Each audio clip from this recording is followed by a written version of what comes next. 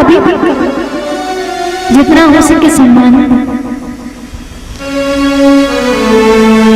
और वैसे भी जीवन का कोई पता नहीं, आज है अभी का पता नहीं। सर्प देखा है आपने? अजगर, ये काल है और ये ऐसे मुंह खोल के पड़ा है, जिसके मुंह में हम सब हैं। क्या है? हम सब। अब ये दिमाग लगाओ कि हम कब तक सुरक्षित हैं? जब तक बंद नहीं करेंगे तब तक सुरक्षित हैं। जैसे ही बंद किया पता नहीं चलेगा कब चलेगा। सर्प की कोई जात नहीं होती, याद रखना। और ना ही सर्प का कभी विश्वास होता है, कब डसले कोई पता नहीं। तो जीवन काल रूपी अजगर सर्प है, ये हमें कब खा जाए किसी ने नहीं देखा। भजन करने की कभी कोई उम्र नहीं होती। ये मत समझना कि बुढ़ापा आएगा तो माला फेर लेंगे, अभी तो जवानी है। अरे किसने देखा है कि तुम्हारा बुढ़ापा भी आएगा? कई लोग बच्चों से भजन नहीं करवाते, लेकिन करने चाहिए। क्यों? क्योंकि किसने देखा कि उनकी जवानी आएगी। सर्प का कोई भरोसा नहीं, कब डस ले। तो जिस देश में रहो, जिस देश में रहो, मेरे गोपाल का नाम जरूर, उनका कीर्तन जरूर करो, उनके नाम को रटते रहो। जिस देश में परदेश में रहो, राधा रमण राधा रमण राधा रमण कहो, राधा रमण राधा रमण राधा रमण कहो। जिस देश में परदेश में रहो, राधा रमण राधा रमण राधा रमण कहो, राधा रमण राधा रमण राधा रमण कहो।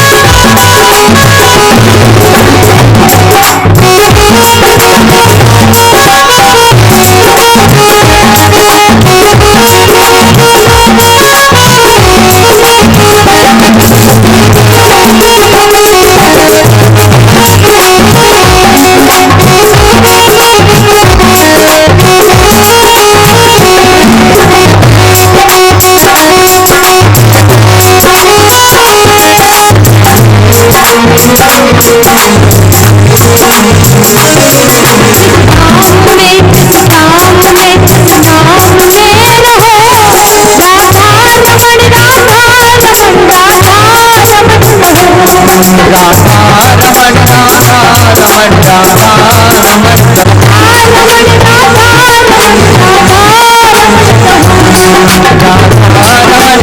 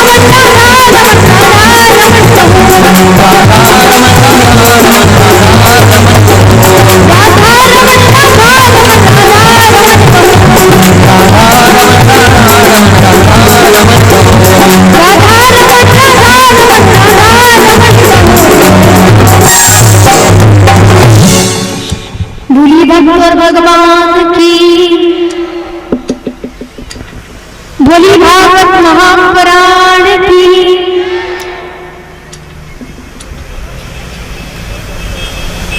तो याद रहे, जीवन का कोई भरोसा नहीं है। आज है, कल का कोई पता नहीं, 5 मिनट बाद का पता नहीं, सेकंड का पता नहीं। तो जितना हो सके भजन कर, रटते रहो। हाँ, ये बात मानने की है कि बिना स्नान किए हम राम जी का नाम नहीं ले सकते। बिना नहाए, वेदों में लिखा है राम जी मर्यादा पुरुषोत्तम है और वो खुद मर्यादा में रहते थे, इसीलिए मर्यादा पुरुषोत्तम का ध्यान करने के लिए स्नान बनाना जरूरी है। पहले खुद को मर्यादा में आना पड़ता है। तो राम जी का यदि नाम लो करते ना, हरे राम हरे कृष्णा कृष्णा कृष्णा हरे हरे कहते हैं ना गाँव। तो बोले अब क्या किया जाए, कलयुग में वक्त टाइम पर नहाते नहीं हैं, बहुत लेट हो जाते हैं नहाने में। तो मेरे गोपाल ने एक बात कही, गोविंद ने कहा क्या? बोले तुम करते हो ना हरे राम राम राम हरे हरे, हरे कृष्ण कृष्ण कृष्ण हरे। तो इसकी जगह क्या बोला करो, हरे कृष्ण हरे राम, हरे कृष्ण हरे राम। राम जी का नाम पहले मतलब कृष्ण का, क्यों? क्योंकि बिना नहाए, आप यदि बिना नहाए भगवान का नाम लेना चाहें तो मेरे गोपाल ने, मेरे कन्हैया ने छूट दे रखी है। सोते बैठते देश में विदेश में, रोते हंसते कैसे भी रहो, लेकिन राधा रमन मेरे गोपाल का नाम। खाली मर्यादा वाले भगवान का ध्यान रखना है, राम जी का ध्यान रखना है। तो उनका नाम लेना है तो नहाना ही पड़ेगा। तो थोड़ा राम जी का नाम तो नहा धो के लेना चाहिए। और कृष्ण का नाम आप कभी भी ले सकते हैं, उसमें नहाने की आवश्यकता नहीं है, क्योंकि लीला अवतार है। 16 नाम इनका अवतार है। सो इनको नहाने धोने से कोई फर्क नहीं पड़ता। श्रीमान जी 8 बजे उठते थे मैया के पास और सबसे लेट नहाते थे, ये इनका काम था।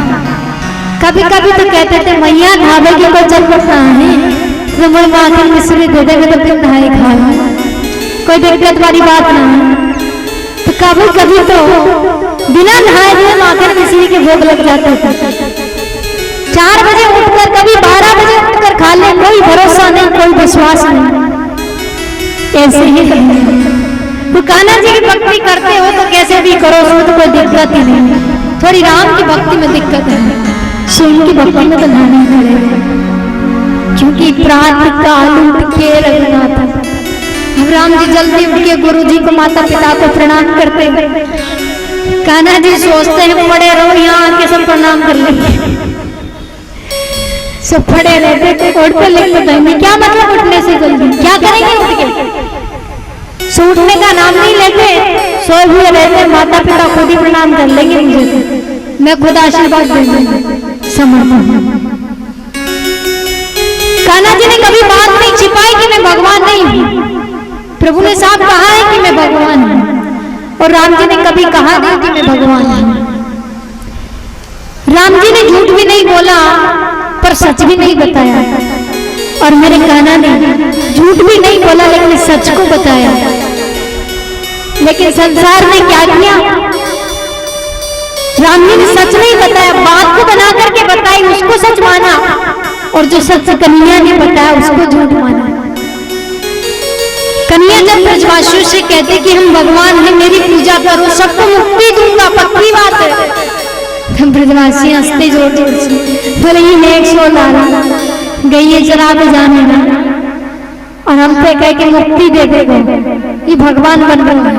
कोई यकीन नहीं करे कि ये लाला भगवान है।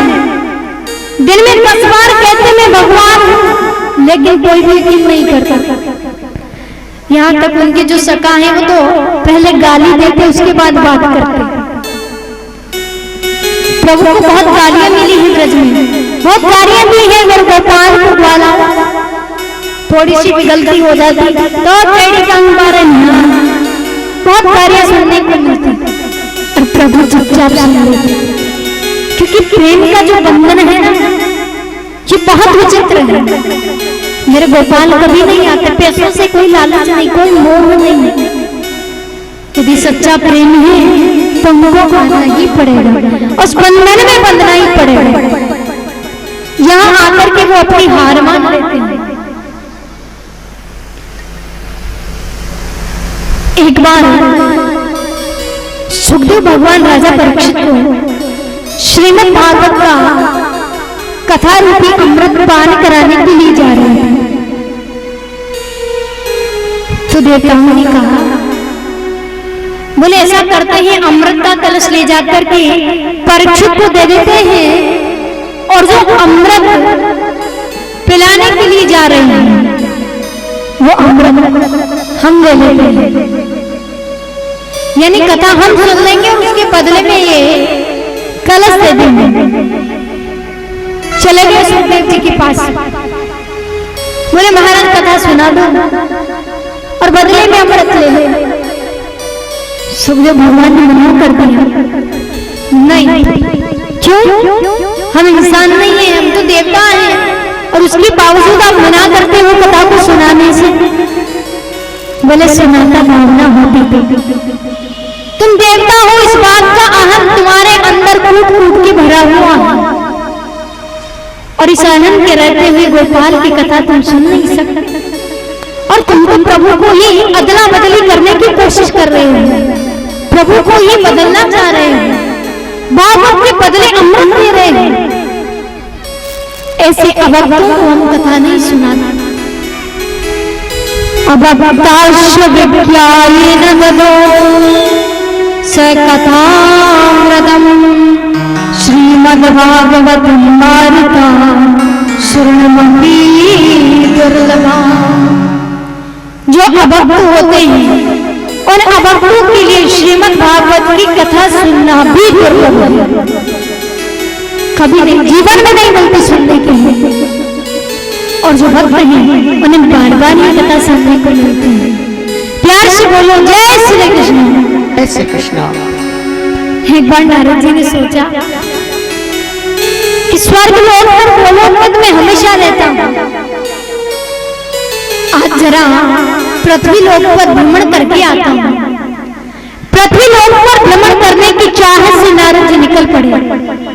पृथ्वी लोक आए, काशी गए, नासिक गए, उज्जैन गए, प्रयाग गए, कहीं शांति नहीं मिली। हरिद्वार में गए, कोई शांति नहीं। तभी एक जगह आए जो बड़ी पावन थी। वो जगह क्या है? वो है वृंदावन। नारद जी को आते ही शांति मिली। एक स्त्री बैठी हुई थी यमुना के किनारे, उसके आजू बाजू दो पुरुष थे जो अचेत अवस्था में लेटे हुए थे, और उनका पूरा सर सफेद था, और जो बीच में युवती थी वो नौजवान थी। युवती ने मुझे आवाज लगाई। ये बात नारद जी किससे कह रहे हैं? सनकादिक ऋषि है, ब्रह्मा के 4 मानस पुत्र, प्रभु का पहला अवतार है। 4 ऋषि बालक हैं। नाम क्या है? सनत, सनंदन, सनातन और सनत कुमार। 4 ऋषि बालक, आयु तो ज्यादा है, लेकिन पिताजी ने कहा कि शादी कर लो। बोले नहीं करेंगे। बोले जब एज बढ़ेगी तो लोग कहेंगे कि शायद लड़कियां नहीं मिले इसलिए शादी नहीं। बोले हम हमेशा 5 वर्ष के बालक दिखेंगे, तो इसीलिए इनकी एज तो ज्यादा है, लेकिन शरीर से लगता है कि 5 वर्ष के बालक है। ये कहीं आते जाते नहीं है। लेकिन बद्रीनाथ के अंदर विशाल नाम के एक राजा है, उन्होंने विशालापुरी बसाई है, और जो विशालापुरी है उस सत्संग में वो आए थे। वहां नारद जी मिले, तो नारद जी का चेहरा उदास था। तो संत कुमारों ने पूछा कि आप उदास क्यों हुए? बोले चारों तरफ घूमा लेकिन कहीं शांति नहीं मिली। वृंदावन में उस युवती ने मुझे आवाज लगाई और मैं उसके पास में गया, उसको प्रणाम किया। मैंने पूछा देवी आप कौन हैं? तो उस देवी ने कहा मुझे तो सारा जग जानता है, क्या तुम मुझे नहीं जानती? बोले शायद मैं भी नाम से जानता हूं, सूरत से नहीं। बोले अच्छा तो सुनो। नारद जी से उस देवी ने कहा कि नारद अहम भक्तरीति ख्याता इमे में तनयो मतो ज्ञान वैराग्य नाम काल योगे जर जर। नारद मेरा नाम भक्ति है, मैं भक्ति हूँ और इन्हें मैं तनियों मतलब तनियों किसे कहते हैं? पुत्र को। इधर इधर जो है ये दोनों मेरे बेटा हैं। नारद जी ने कहा देवी बूढ़े हो गए, ये तो लटक गए और आप नौजवान आप कहती हैं आपके बेटा हैं। बोले मेरे बेटा काल युगे जर्जरो, कलयुग के कारण इनकी ऐसी दशा हो गई। बोले देवी आप कहां से आई हो? तो ये कहने लगी द्रविड़ देश बना करना कटे क्वचिन क्वचित महाराष्ट्रे गुर्जर जीर्णता गता। नारद मैं द्रविड़ देश में उत्पन्न हुई। कहा? द्रविड़ देश में, कर्नाटक में बड़ी हुई। कुछ कुछ प्रचार प्रसार मेरा महाराष्ट्र में हुआ, लेकिन जैसे ही गुजरात में आई तो उछल पातियों ने मेरा अंग अंग भंग कर दिया, अलग अलग कर दिया। फिर भक्ति ने नारद से कहा क्या? वृंदावनम परम प्राप्य नवनेन स्वरूपिणी। वृंदावन जब मैं लौट करके आई, भक्ति बताना चाहती है कि वो पहले भी वृंदावन में थी। पुनः यानी दोबारा, यही होता है ना पुनः का अर्थ दोबारा, यानी पहले भक्ति वृंदावन में थी और आज भी।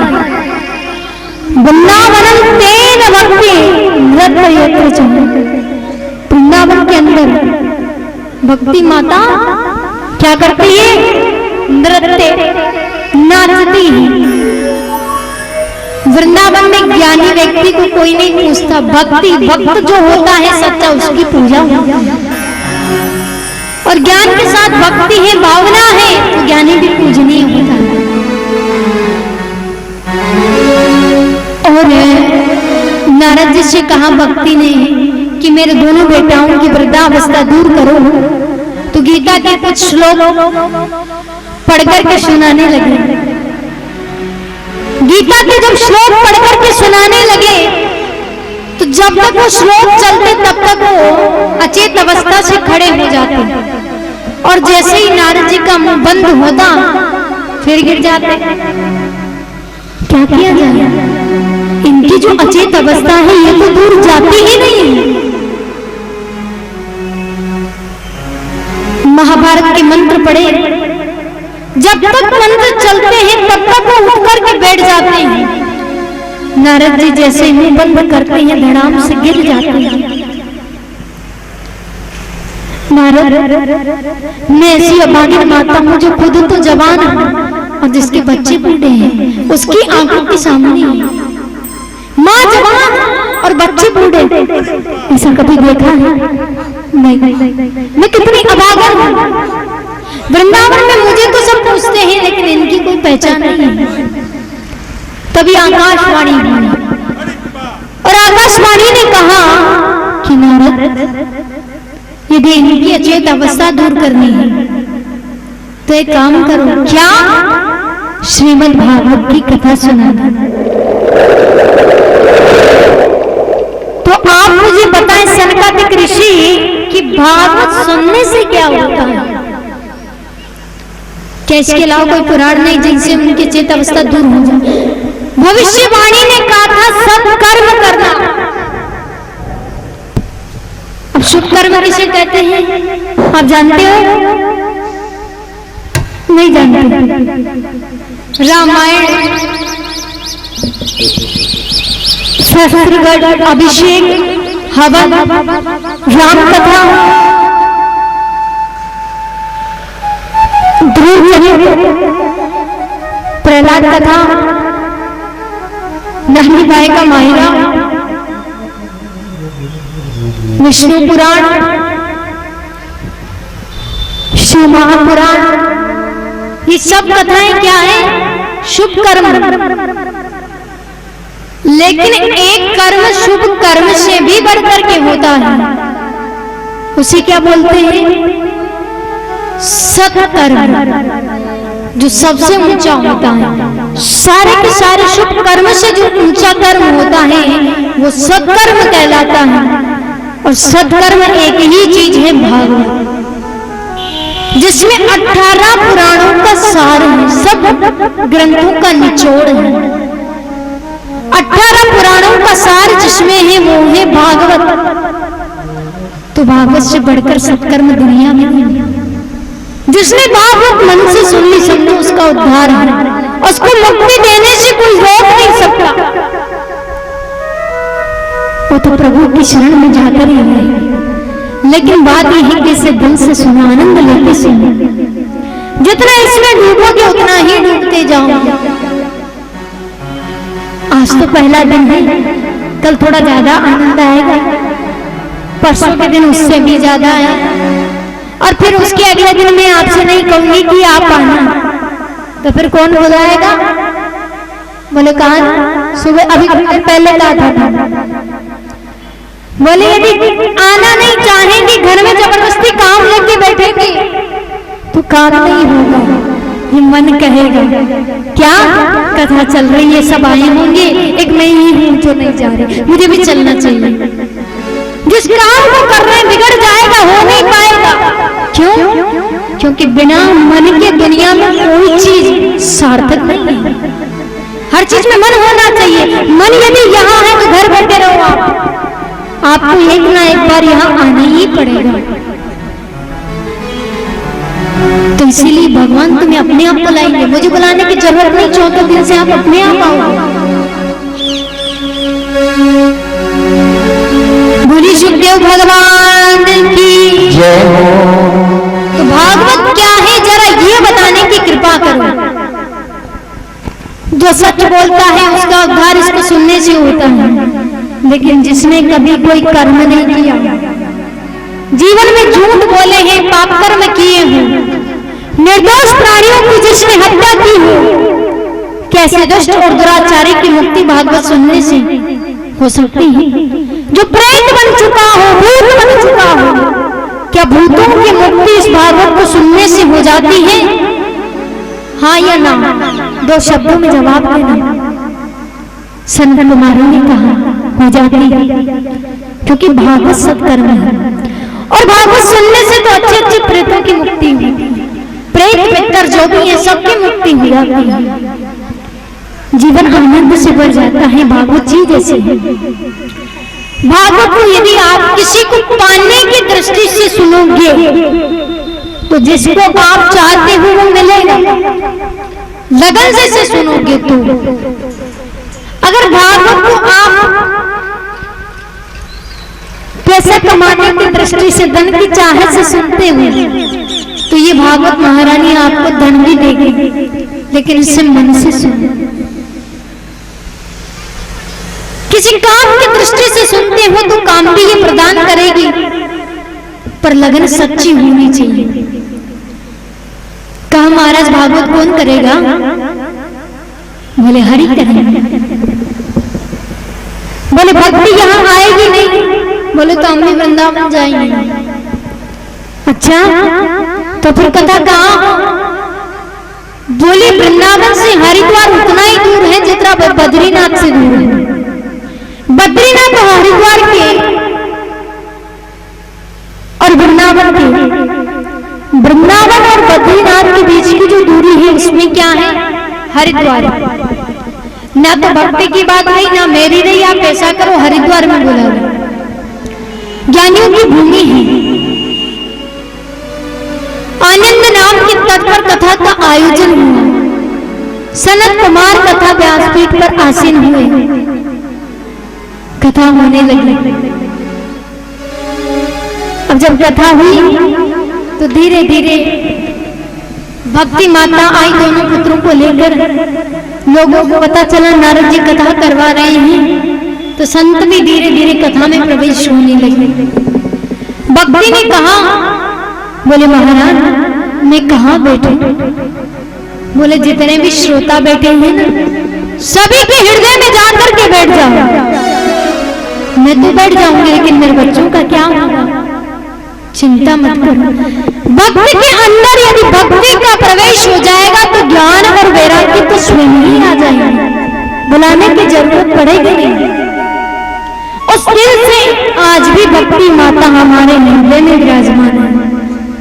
कभी भी कथा के कीर्तन में भी माता बहनें नाचती है, झूमती है, कीर्तन करती है, तो भक्ति माता उजागर होती है। हम नहीं करते कीर्तन, माँ भक्ति जो अंदर बैठी है वो हमसे करवाती है। हमें तो क्या सामर्थ्य है जो एक हाथ भी हिला के बता दे? हमारे को बस की नहीं है। और जब पहली बार कथा हुई तो मेरे गोपाल को लगा कि एक बार कथा को देखना चाहिए। आकाश में शहनाइयां बजने लगी, झुंझुनू बजने लगे और ध्रुव जी मंजीरे लेकर बजाने लगे। पुष्पों की बारिश होने लगी और सबसे पहले राधा रानी की वंदना हुई। क्या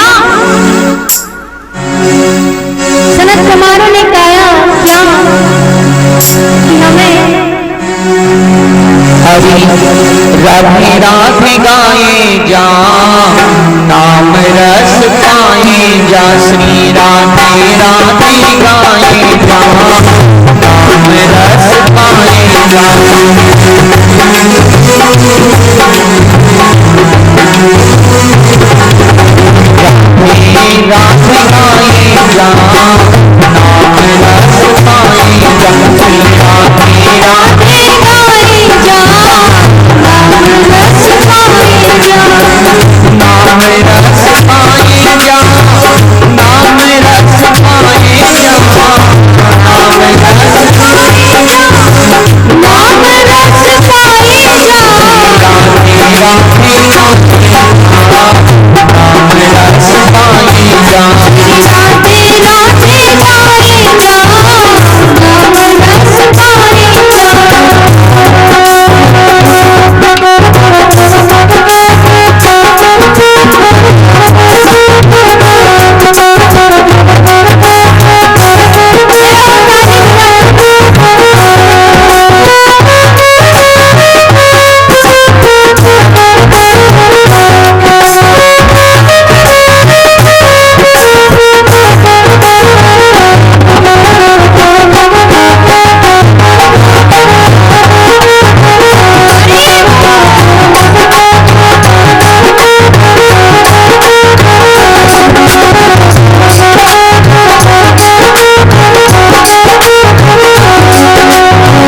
रसना पे नाम हो, हाथों से दान हो। रसना पे नाम हो, हाथों से दान हो।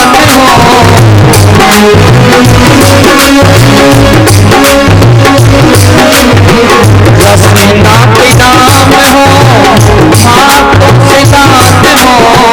पुण्य को बढ़ाए जा, नाम रस पाए जा।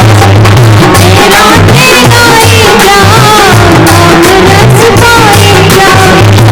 राधे गाए जा, नाम